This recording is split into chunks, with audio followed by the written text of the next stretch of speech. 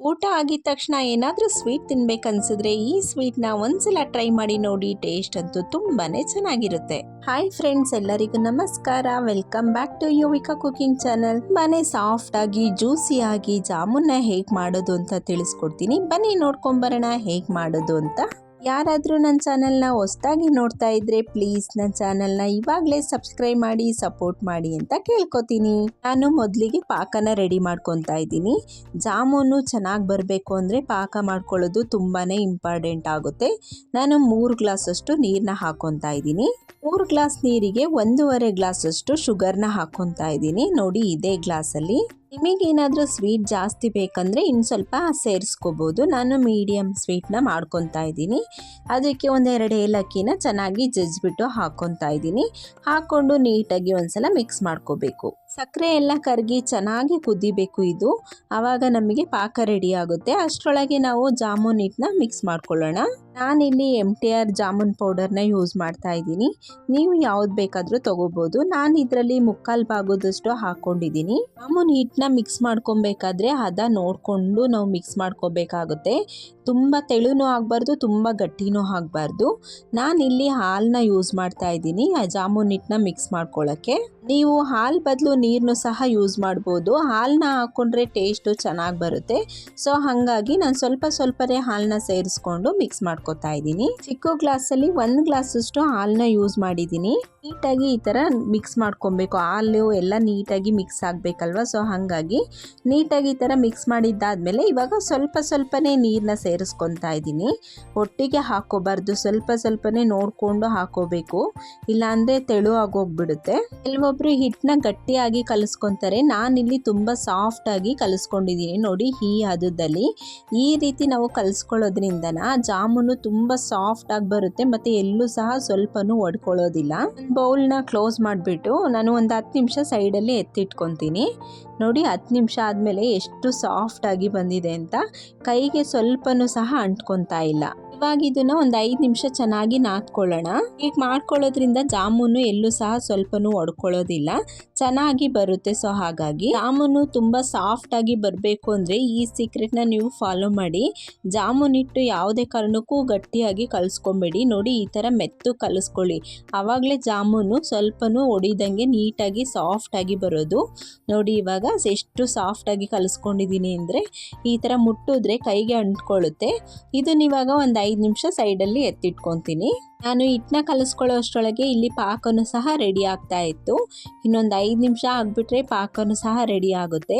ಪಾಕ ತುಂಬಾ ಇಂಪಾರ್ಟೆಂಟು ಜಾಮೂನ್ಗೆ. 1-2 ನಿಮಿಷ ಆಗಿಬಿಟ್ರೆ ಪಾಕನೂ ಸಹ ರೆಡಿ ಆಗುತ್ತೆ.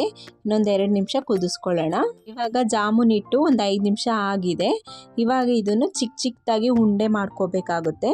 ನೋಡಿ, ಎಷ್ಟು ನೆಂದು ಸಾಫ್ಟ್ ಆಗಿದೆ ಅಂತ. ಬೌಲ್ನ ಕ್ಲೋಸ್ ಮಾಡಿ ಇಡಬೇಕಾದ್ರೆ ಹಿಟ್ಟಿಗೆ ಸ್ವಲ್ಪ ಎಣ್ಣೆನ ಸವರಿಟ್ರೆ ಗಟ್ಟಿ ಆಗೋದಿಲ್ಲ, ಚೆನ್ನಾಗಿರುತ್ತೆ ಹಿಟ್ಟು. ಉಂಡೆಗಳನ್ನ ಮಾಡ್ಕೊತೀನಿ. ಎಣ್ಣೆ ಇಲ್ಲ ತುಪ್ಪನ ಸವರ್ಕೊಬೇಕು. ಉಂಡೆ ಮಾಡ್ಕೊಬೇಕಾದ್ರೆ ಕೈಗೆ ಇಲ್ಲಾಂದರೆ ಅಂಟ್ಕೊಳ್ಳುತ್ತೆ. ನಾನಿಲ್ಲಿ ಎಣ್ಣೆನ ಸವರ್ಕೊತಾ ಇದ್ದೀನಿ. ಸವರ್ಕೊಂಡು ಚಿಕ್ಕದಾಗಿ ಉಂಡೆನ ಮಾಡ್ಕೊಬೇಕಾಗುತ್ತೆ. ದೊಡ್ಡದಾಗಿ ಮಾಡ್ಕೋಬಾರ್ದು. ದೊಡ್ಡದಾಗಿ ಮಾಡ್ಕೊಂಡ್ರೆ ಉಂಡೆ ಒಳಗಡೆ ಬೇಯೋದಿಲ್ಲ, ಹಸಿ ಆಗಿರುತ್ತೆ. ಸೊ ಹಾಗಾಗಿ ಚಿಕ್ಕದಾಗಿ ತಗೊಂಡು ಈ ರೀತಿ ಉಂಡೆನ ಮಾಡ್ಕೊತಾ ಇದ್ದೀನಿ. ನೋಡಿ, ನಾನು ಈ ಸೈಜಲ್ಲಿ ಉಂಡೆನ ಮಾಡ್ಕೊಂಡಿದ್ದೀನಿ. ರೌಂಡ್ ಶೇಪಲ್ಲೇ ಮಾಡ್ಕೊಂಡಿದ್ದೀನಿ. ನೀವು ಯಾವ ಶೇಪಲ್ಲಿ ಬೇಕಾದರೂ ಮಾಡ್ಕೋಬಹುದು. ಹಿಟ್ಟನ್ನ ನಾವು ಸಾಫ್ಟಾಗಿ ಕಲಿಸ್ಕೊಳ್ಳೋದ್ರಿಂದನ ಉಂಡೆಗಳನ್ನ ತುಂಬ ಈಸಿಯಾಗಿ ಆರಾಮಾಗಿ ಮಾಡ್ಕೋಬಹುದು. ಜಾಮೂನ್ ಮಾಡ್ಕೊಳ್ಳೋದಕ್ಕೆ ಪ್ರೊಸೀಜರ್ ಸ್ವಲ್ಪ ಜಾಸ್ತಿ ಇರುತ್ತೆ, ಆದರೆ ಟೇಸ್ಟು ತುಂಬಾ ಚೆನ್ನಾಗಿರುತ್ತೆ. ನಾವು ಜಾಮೂನ್ನ ಮಾಡಬೇಕಾದ್ರೆ ಉಂಡೆ ಮಾಡೋಕ್ಕೆ ತುಂಬಾ ಟೈಮ್ ಹಿಡಿಯುತ್ತೆ. ನೋಡಿ, ಒಂದ್ಸಲ ಈ ಥರ ಮಿಕ್ಸ್ ಮಾಡ್ಕೊಂಡ್ಬಿಟ್ಟು ಈ ರೀತಿ ಒಂದ್ಸಲ ನೀಟಾಗಿ ಈ ಥರ ಶೇಕ್ ಮಾಡಿಕೊಂಡ್ರೆ ಎಷ್ಟು ಈಸಿಯಾಗಿ ಉಂಡೆ ಬರುತ್ತೆ ಅಂದರೆ, ಹಿಟ್ಟು ನಾವು ಯಾವಾಗ ಸಾಫ್ಟಾಗಿ ಕಲಿಸ್ಕೊತೀವಿ ಆವಾಗಲೇ ಈ ರೀತಿ ಉಂಡೆ ಬರೋದು. ಕೈಯಲ್ಲಿ ಒಂದು ಸ್ವಲ್ಪ ರೌಂಡ್ ಶೇಪ್ ಮಾಡ್ಕೊಂಡ್ಬಿಟ್ಟು ಈ ಥರ ಶೇಕ್ ಮಾಡಿಕೊಂಡ್ರೆ ಆಯಿತು. ಈಸಿಯಾಗಿ ಉಂಡೆನ ಮಾಡ್ಕೊಬೋದು. ನಾನಿಲ್ಲಿ ಉಂಡೆ ಮಾಡ್ಕೊಳ್ಳೋ ಅಷ್ಟರೊಳಗೆ ಪಾಕನೂ ಸಹ ರೆಡಿ ಆಗಿತ್ತು. ಜಾಮೂನ್ಗೆ ಪಾಕ ತುಂಬ ಎಳೆಯಾಗಿ ಬರಬೇಕು ಅಂತ ಏನಿಲ್ಲ. ನೋಡಿ, ಈ ರೀತಿ ಕೈಗೆ ಮಾಡಿಕೊಂಡು ನೋಡಿದಾಗ ಆಯಿಲ್ ಯಾವ ಥರ ನಾವು ಕೈಯಲ್ಲಿ ಮಾಡಿದ್ರೆ ಬರುತ್ತೆ ನೋಡಿ, ಆ ರೀತಿ ಬಂದರೆ ಸಾಕು. ಒಂದೆಳೆ ಪಾಕನೂ ಸಹ ಏನು ಬೇಕಾಗಲ್ಲ ಜಾಮೂನ್ಗೆ. ಬೆರಳಲ್ಲಿ ಮುಟ್ಟಿ ನೋಡಿದಾಗ ನಾವು ಆಯಿಲ್ನ ಟಚ್ ಮಾಡಿದಾಗ ಯಾವ ರೀತಿ ಫೀಲ್ ಆಗುತ್ತೆ, ಅಷ್ಟಾದರೆ ಸಾಕು. ಇವಾಗ ಇಲ್ಲಿ ಪಾಕ ರೆಡಿ ಆಗಿದೆ. ಜಾಮೂನ್ನ ನಾನು ಆಲ್ರೆಡಿ ಒಂದ್ಸಲ ಬೇಯಿಸ್ಕೊಂಡೆ. ಇದು 2ನೇ ಟೈಮು ನಾನು ಬಿಡ್ತಾ ಇರೋದು. ನೋಡಿ ಎಣ್ಣೆ ಕಾದಿದೆ ಚೆನ್ನಾಗಿ. ಇದನ್ನ ಹಾಕಬೇಕಾದ್ರೆ ಕೈಗೆ ಎಣ್ಣೆ ಸಿಡಿದ್ಬಿಡುತ್ತೆ, ನೋಡಿಕೊಂಡು ಹುಷಾರಾಗಿ ಹಾಕೋಬೇಕು. ಜಾಮೂನ್ ಉಂಡೆಗಳನ್ನ ಆಯಿಲ್ಗೆ ಹಾಕೋಬೇಕಾದ್ರೆ ಉರಿನ ಯಾವತ್ತೂ ಅಷ್ಟೇ ಲೋ ಫ್ಲೇಮಲ್ಲಿ ಇಟ್ಕೊಬೇಕು. ಇಲ್ಲ ಅಂತ ಅಂದರೆ ಜಾಮೂನು ಫಸ್ಟ್ ಬಿಟ್ಟಿದ್ದು ಕಪ್ಪುಗಾಗೋಗ್ಬಿಡುತ್ತೆ, ಒಳಗಡೆ ಬೆಂದೇ ಇರೋದಿಲ್ಲ.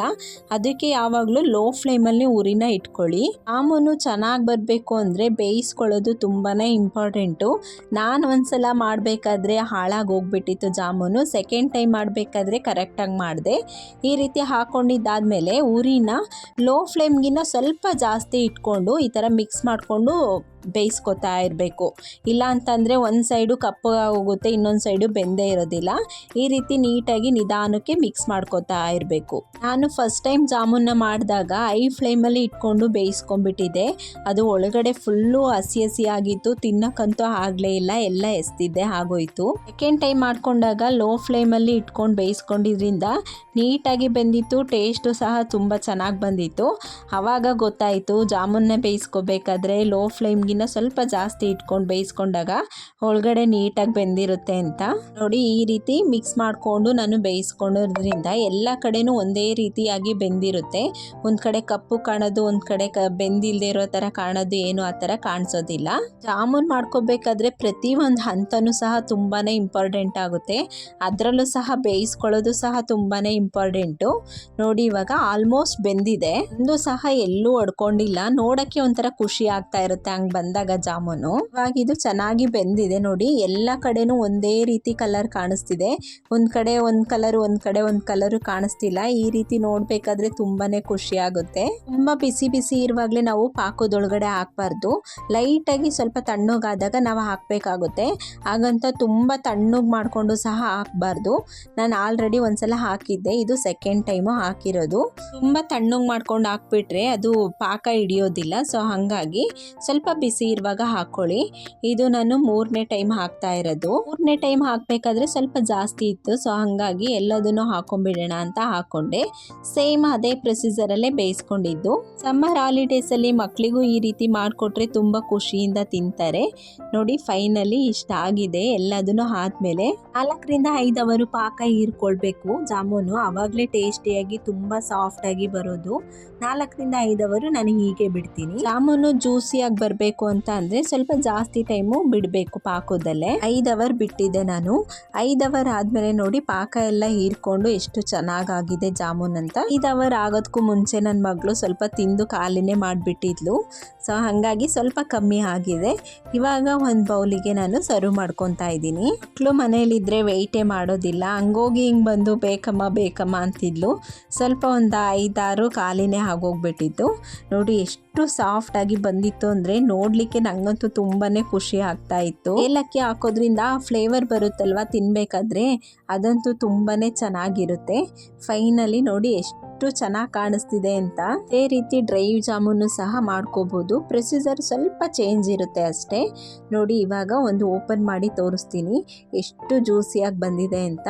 ನಾವು ಈ ರೀತಿ ಓಪನ್ ಮಾಡಿದಾಗ ಅದರೊಳಗಡೆ ವೈಟ್ಗೆ ಗಂಟು ಥರ ಇರುತ್ತೆ, ಆ ರೀತಿ ಒಂದು ಇರಬಾರ್ದು. ಈ ರೀತಿ ಇದ್ದಾಗ ಚೆನ್ನಾಗಿ ಬೆಂದಿದೆ ಅಂತ.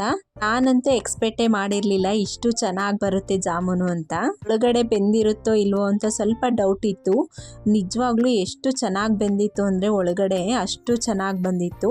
ನೋಡಿ ಇನ್ನೊಂದು ಸಹ ಓಪನ್ ಮಾಡಿ ತೋರಿಸ್ತೀನಿ. ಪಾಕ ಎಲ್ಲ ಹೀರ್ಕೊಂಡಾಗ ಅದರೊಳಗಡೆ ಎಷ್ಟು ಜ್ಯೂಸ್ ಇರುತ್ತೆ ನೋಡಿ. ಈ ರೀತಿ ಜ್ಯೂಸ್ ಇರಬೇಕಾದ್ರೆ ತಿನ್ನಬೇಕಾದ್ರೆ ಚೆನ್ನಾಗಿರುತ್ತೆ.